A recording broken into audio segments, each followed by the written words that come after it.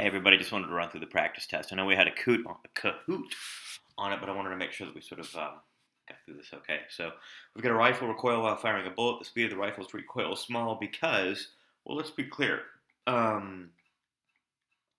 Because of Newton's third law, the force on the bullet due to the rifle is equal and opposite to the force on the rifle due to the bullet. However, the mass of the rifle is much greater than the mass of the bullet, so an equal force on a large rifle over a small period of time means the rifle has a lot more mass and therefore will have a lot less recoil velocity. So that's based on this idea of impulse momentum. Now, in order to catch a ball, a baseball player moves his hand backwards in the direction of the ball's motion. Doing this reduces the force of impact on the player's hand because let's remember, impulse is force times time. So when we increase time, we decrease force to stop the baseball. So it's not that the impulse decreases. The change in the momentum stays the same. It's that the impact time gets larger, so the force decreases. In other words, we could either apply a huge force over a really small time, that'll sting your hand, or you could apply a really small force over a very large time. These are equal impulses, but the force is less because the impact time is increased. So we have a 1 kilogram chunk of putty. It collides with a bowling ball. Since it was 1 kilogram moving at 1 meter per second, and this is at a velocity of 0, it turns out the total momentum is just going to be 1 kilogram meters per second before and after. We'd gone through this in class, so I'm hoping that you're kind of doing the work of also following along when I go through the explanations. Now, we have a large bowling ball and a small golf ball. The golf ball comes in at 1 kilogram meter per second again. Now, here's the thing. This time, it bounces backwards, and it's got some final momentum. So here's the deal. That's a negative momentum. So after it hits, the bowling ball is going to roll to the right a little bit. So let's look at this. The initial momentum of the system is 1 kilogram meter.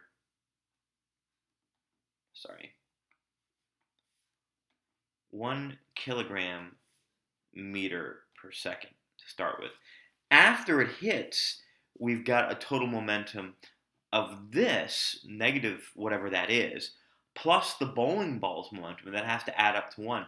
For that to happen in order, let me say it this way. I've got this as my original momentum. Now I have a situation where this is moving to the right and the little ball is moving to the left. For this to add up to be 1 kilogram meter per second total, if this is negative momentum, this has to be bigger than 1 kilogram meter per second in order to compensate, to give me a total momentum of 1 kilogram meter per second. Here. Same thing here. It's just like the baseball question. We need more time to stop so that the force on the egg is less. The change in momentum is equal to the impulse. That's something we need to get memorized. Now we get the ping pong ball fired from the 200 gram ping pong gun. The impulse is the same because the force is the same. That's Newton's third law. Once again, when we have a head-on collision, it's not that the velocity change is equal. The momentum of the system,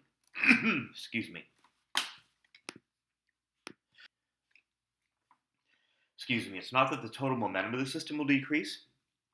It's that the change in momentum is the same for each object because the impulse is the same. So that means this will be the same here.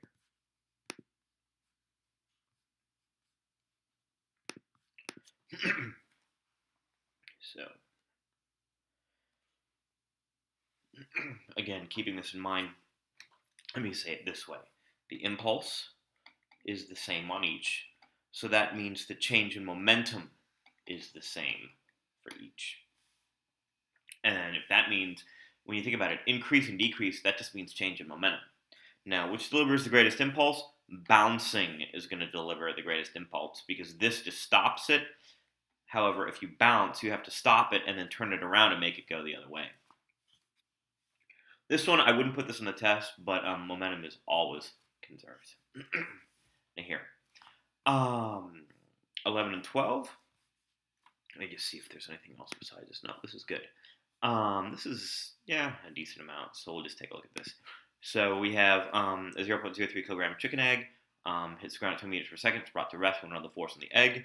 We only have one object, so we're going to use impulse is the change in momentum.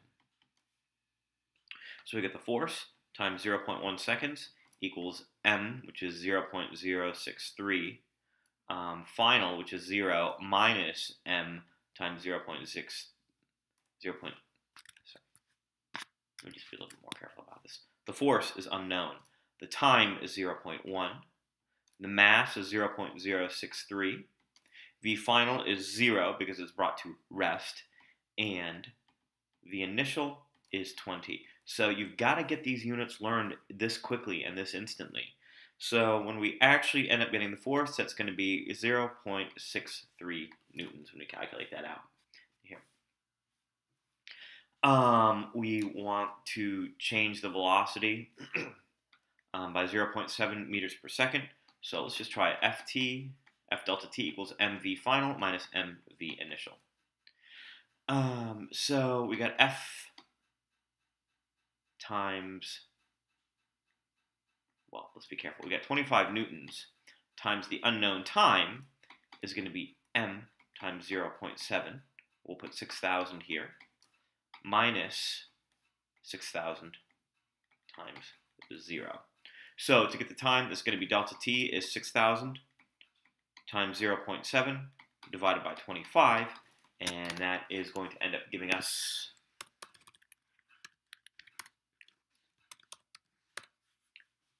168 seconds. Or if you prefer, 2 minutes and 48 seconds, whichever way you want to say it. All right. Now, next problem. We have a ballistics test. We're shooting a gun. We want to know the initial velocity of the bullet. So here we go. We get force. Now here we've got two objects. So let's be careful. We've got the 0. So we've got M1 here, M2 here, and then the cart recoils. So that's V2 of the cart. And so we want to know V1. Let's keep in mind, this is V2 final. V2 initial is 0. So we're going to have M1 V1 initial plus M2 V2 initial equals M1 V1 final plus M2 V2 final. Whenever you've got two objects, use this formula. Whenever you've got one object, use this formula. So we're going to have 0.34 times V initial, which is unknown, plus 5 times 0, because it's at rest, equals 5 times negative 3.7.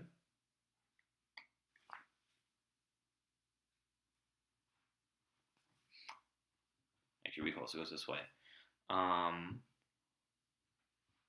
Cart recoils. I'll just go with this. 5 times 3.7 plus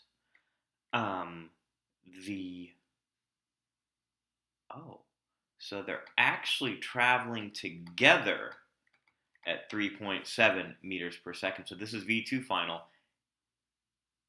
and V1 final. They're hitting and sticking is the idea. So I'll have 0.34 times V of the potato initial equals, when I add this up, 5.34 times 3.7. And when I isolate the initial speed of the potato, I'm going to end up getting